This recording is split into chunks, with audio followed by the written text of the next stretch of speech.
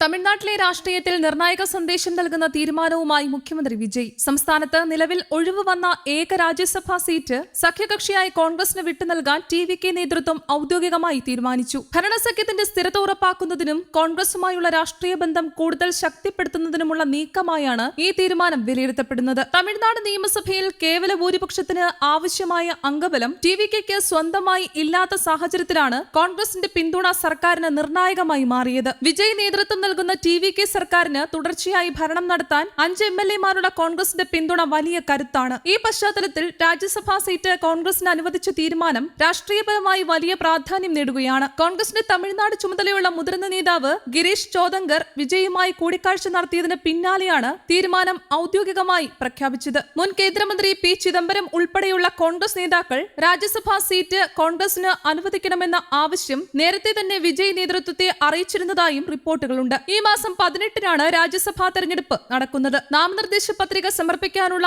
അവസാന തീയതി 8-ാം തീയതിയാണ്. ഒഴിവുള്ള ഏക സീറ്റിലേക്ക് ആരെയാണ് കോൺഗ്രസ് സ്ഥാനാർത്ഥിയാക്കുക എന്ന ചർച്ചകൾ ഇതിനോടകം സജീവമായിട്ടുണ്ട്. പാർട്ടിയുടെ ദേശീയതല തന്ത്രജ്ഞനും ഡാറ്റാ വിശകലന വിദഗ്ധനുമായ പ്രവീൺ ചക്രവർത്തിയുടെ പേരാണ് നിലവിൽ മുൻനിരയിൽ കേൾക്കുന്നത്. ടി.വി.കെ കോൺഗ്രസ് സഖ്യം രൂപപ്പെടുത്തുന്നതിൽ നിർണായക പങ്കുവഹിച്ച വ്യക്തികളിൽ ഒരാളാണ് പ്രവീൺ ചക്രവർത്തി. ഡി.എം.കെ സഖ്യം വിട്ട് വിജയിയുടെ നേതൃത്വത്തിലുള്ള ടി.വി.കെയുമായി കൈകോർക്കണമെന്ന് കോൺഗ്രസിനുള്ളിൽ ശക്തമായി വാദിച്ച നേതാവും അദ്ദേഹം തന്നെയാണ്. വിജയുമായുള്ള അദ്ദേഹത്തിന്റെ അടുത്ത ബന്ധവും രാജ്യസഭാ സ്ഥാനാർത്ഥിത്വത്തിനുള്ള സാധ്യത വർദ്ധിപ്പിക്കുന്ന ഘടകമായാണ് വിലയിരുത്തപ്പെടുന്നത്. എ.ഐ.ഡി.എം.കെ നേതാവ് സി.വി. ഷൺമുഖം തമിഴ്നാട് നിയമസഭയിലേക്ക് തെരഞ്ഞെടുക്കപ്പെട്ടതിനെ തുടർന്ന് രാജ്യസഭാംഗത്വം രാജിവെച്ചതാണ് നിലവിലെ ഒഴിവിന് കാരണം. അതോടെയാണ് പുതിയ തെരഞ്ഞെടുപ്പിന് വഴിയൊരുങ്ങിയത്. 2026-ലെ നിയമസഭാ തെരഞ്ഞെടുപ്പിന് ശേഷം രൂപം കൊണ്ട ടി.വി.കെ കോൺഗ്രസ് സഖ്യത്തിന്റെ ഭാഗമായാണ് അധികാര പങ്കിടൽ സംബന്ധിച്ച ചർച്ചകൾ നടന്നത്. കോൺഗ്രസിന് 2 മന്ത്രിസ്ഥാനങ്ങളും ഒരു രാജ്യസഭാ സീറ്റും നൽകുമെന്ന ധാരണ അന്നുണ്ടായിരുന്നുവെന്നാണ് രാഷ്ട്രീയ വൃത്തങ്ങൾ സൂചിപ്പിക്കുന്നത്. നിലവിൽ കോൺഗ്രസിൽ നിന്നുള്ള 2 മന്ത്രിമാർ വിജയ് മന്ത്രിസഭയിലെ അംഗങ്ങളാണ്. ഇപ്പോൾ രാജ്യസഭാ സീറ്റ് കൂടി ലഭിക്കുന്നതോടെ